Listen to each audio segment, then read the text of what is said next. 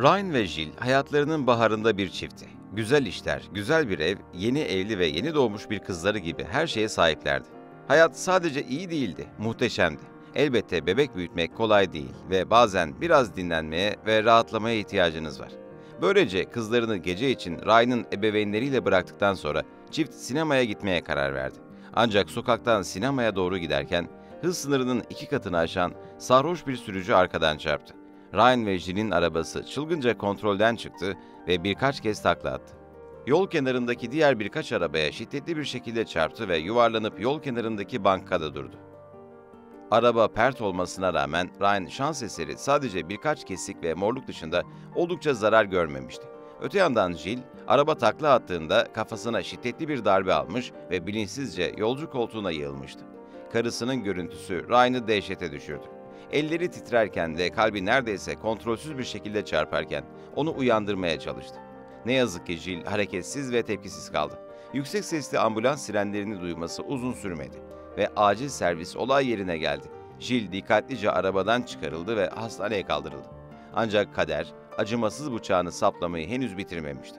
Hastaneye vardıklarında Jill'in beyin sarsıntısından acı çektiği kısa sürede anlaşıldı. Kafasına aldığı darbe o kadar şiddetliydi ki şoka girmiş ve yere düşmüştü. Harap olmuş vücudunda kanın pompalanmasını ve oksijenin akmasını sağlamak için tıp uzmanları onu bir yaşam destek sistemine bağlamak zorunda kaldı. Bu, Jill'in komadan çıkmış olabileceğini umarak hayati bedensel işlevleri devralırdı. Kafatasının içinde de iç kanama vardı. Doktorlar basıncın serbest kalmasının onu canlandırmasına yardımcı olacağı umuduyla içini açıp boşalttı. Ancak ilerleyen günlerde durumu değişmeyince umutları yıkıldı. Hayatta kalma şansı %15 ila %20 arasında geziniyordu ve geçen her gün bu şans her adımda küçülüyordu.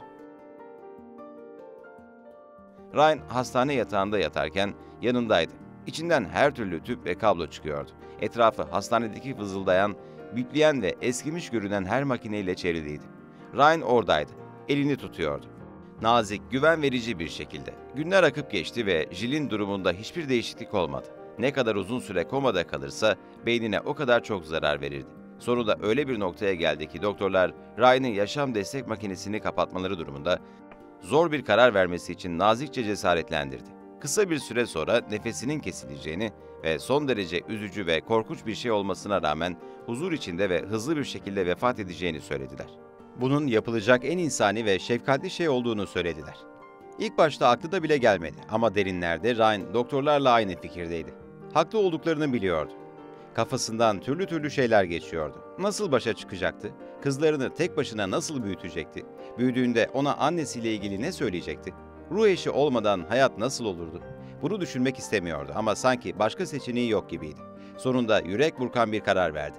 Yaşam destek makinesi kapatılmış olabilir. Ryan'ın hayatında yapmak zorunda kaldığı en zor şeydi. Ama sonsuza kadar komada kalmak Jill'in yaşaması için bir yol değildi. Doğru karardı ve Jill'in de isteyeceği şey buydu. Böylece yaşam destek makineleri teker teker kapatıldı. Köşede kendi kendine hafifçe bip sesi çıkaran kalp atış hızı monitörü dışında oda yavaş yavaş sessizleşmeye başladı. Ryan yavaşça eğildi ve elini tutmak için uzanmadan önce Jill'in başını öptü. Her şeyin yolunda olduğuna ve artık acı çekmeyeceğine dair güvence vermesi umuduyla elini son bir kez sıkarak veda etti. Ancak doktorların tahmin ettiği gibi nefes almayı bırakmadı.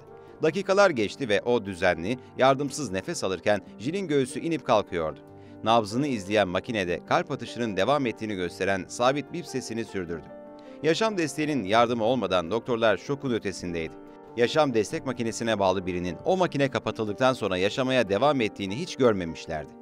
Bunun yaşam desteği kaldırıldıktan sonraki ilk birkaç dakika içinde olmasını beklerdik. Bu nedenle hastanın hala yardımsız bir şekilde nefes aldığını görmek açıkçası hayret vericiydi. İnanılmaz olayları hatırlayan bir doktor, "Kariyerimin son 40 yılında kesinlikle böyle bir şey görmedim." dedi. Ama kimse Ryan kadar şok olmamıştı.